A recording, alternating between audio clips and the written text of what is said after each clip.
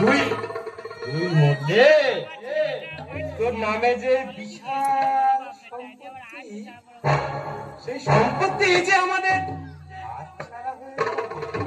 তাই তাই আমরা তোকে দয়া করে এখনো পর্যন্ত বাঁচিয়ে রেখেছি। এই দলিল তুমি কোথায় পেলে? আরে কেন কেন কেন কেন তোদের তোদের এই সিন্ধু মেয়েটাই দলিল করেছি।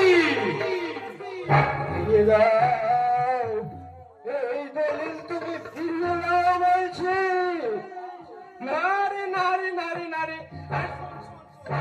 এই দলিল তোকে দেওয়ার জন্য আনিনি। এই দলিলে উইল করা আছে, আকস্মিক ভাবে যদি তোর মৃত্যু হয় তাহলে তাহলে তোর এই সমস্ত সম্পত্তির মালিক হবে ওই রামকৃষ্ণ মিশন।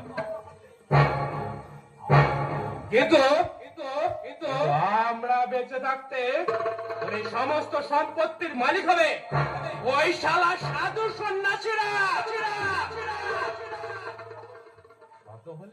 শত হলেও বাবার বিশেষ পার্টনারে ছিলে। তাই রামকৃষ্ণ মিশন কেন রে? তোর তোর সমস্ত সম্পত্তির মালিক হব আমি।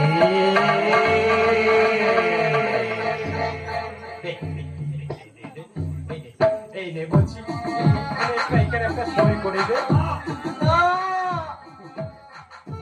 আমি কখনো এই সম্পত্তি তোমাদের নামে লিখিয়ে দেব না। দিবি দিবি দিবি দিবি, তুই যদি স্বেচ্ছায় না দে তাহলে তাহলে চাবুক মেরে তোকে এই ফাইলে সই করতে